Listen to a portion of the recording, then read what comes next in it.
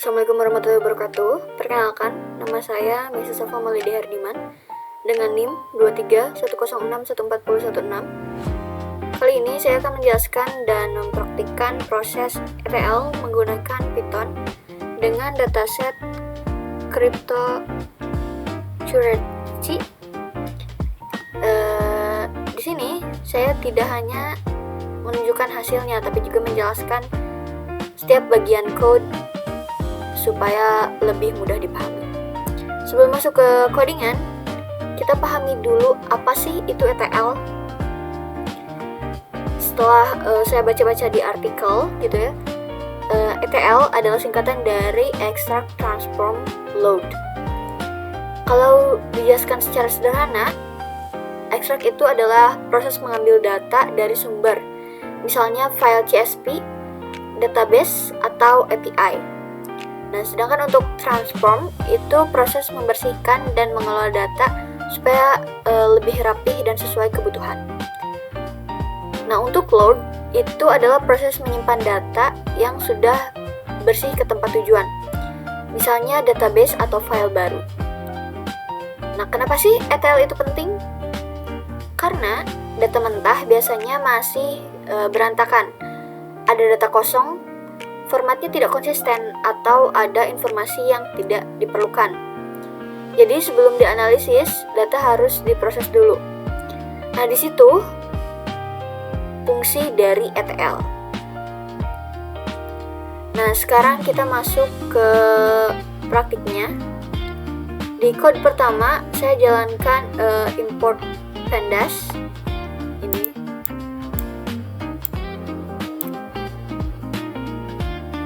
Di sini pandas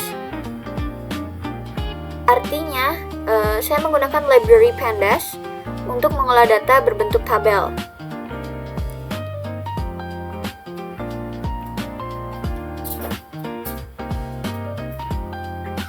Nah, ini Federate CSV digunakan untuk membaca file bernama CryptoMarket.cs. Data tersebut disimpan ke dalam tabel crypto df head di sini. Kemudian head digunakan untuk menampilkan 5 baris pertama supaya kita bisa melihat struktur datanya. Di sini terlihat ada kolom seperti asset, name, date, open, high, low, close, volume, dan lainnya. Ini outputnya. Nah, sekarang kita masuk ke tahap transformasi atau pengolahan data. Di sini saya membuat list berisi 4 cryptocurrency utama, yaitu BTC, ETH, XRP, dan LTC.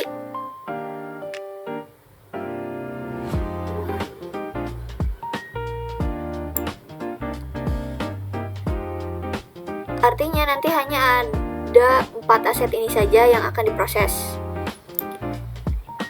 Saya menggunakan apply untuk memproses setiap baris, setiap aset, termasuk dalam daftar tadi harga dikalikan 0,75.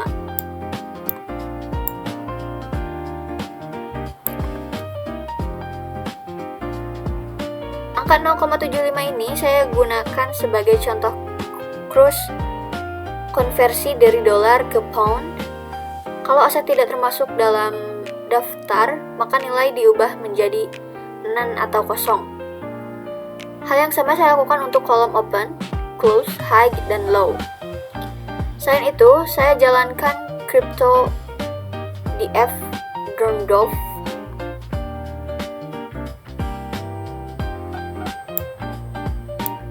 Ini. Karena tadi aset selain 4 kripto utama dibuat 0, maka di sini semua baris akan dihapus kosong. Sekarang dataset hanya berisi BTC, ETH, XRP, dan LTC saja.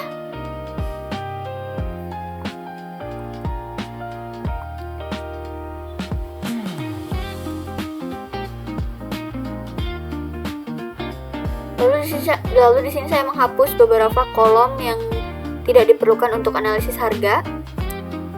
Sekarang data menjadi lebih sederhana, hanya berisi aset, name, date, open, high, low, dan close.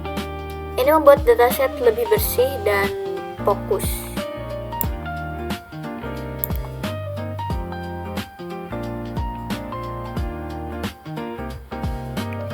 Sekarang masuk ke tahap terakhir, yaitu load.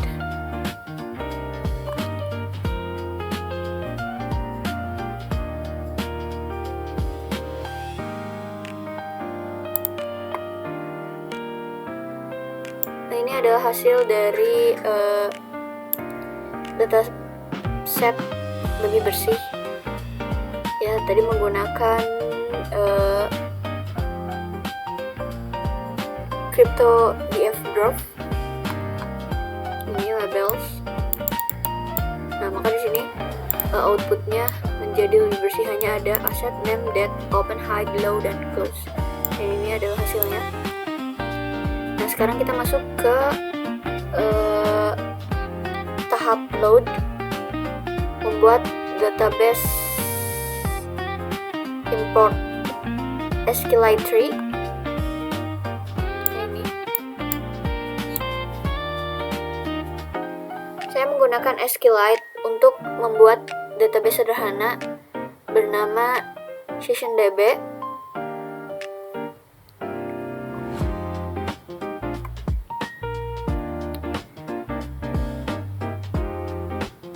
Nah, jika belum ada, maka nanti akan otomatis dibuat.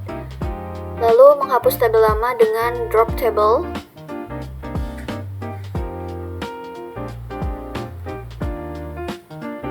Ini drop table.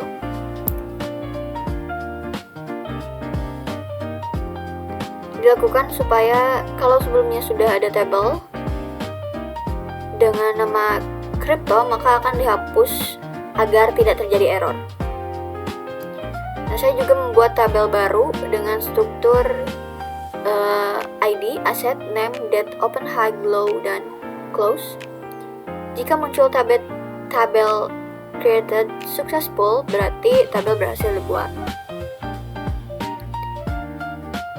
Nah, ini saya membuat tabel baru.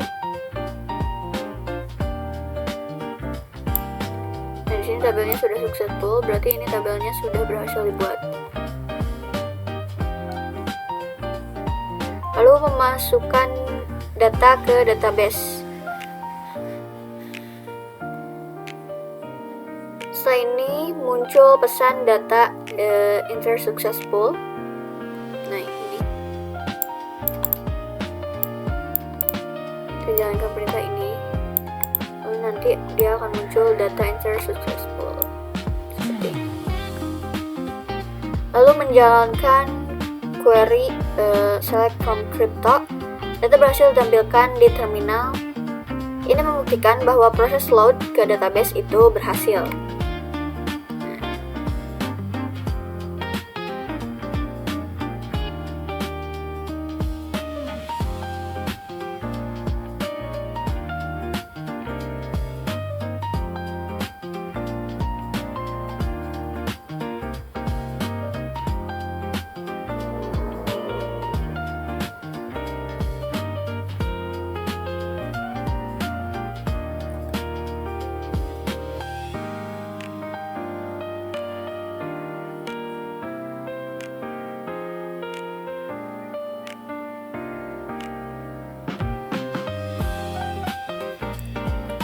Nah, terakhir saya juga menyimpan data file baru crypto.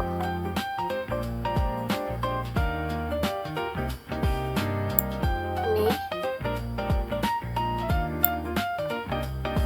File ini menjadi berisi data yang sudah dibersihkan dan siap dianalisis. Jadi, kesimpulannya adalah dari praktik ini, data berhasil diambil dari file CSV data berhasil dibersihkan dan dikonversi, dan data berhasil dimasukkan ke database. Dan juga hasil disimpan ke file baru. Artinya seluruh proses ETL berjalan dengan baik dan sangat penting dalam dunia data karena membantu dan mengubah data mentah menjadi data yang siap digunakan untuk analisis.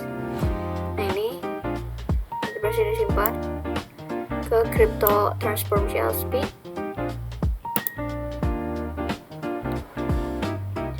Ini adalah hasilnya yang sudah disimpan. Mungkin itu saja penjelasan ETL dari saya. Sekian, wassalamualaikum warahmatullahi wabarakatuh.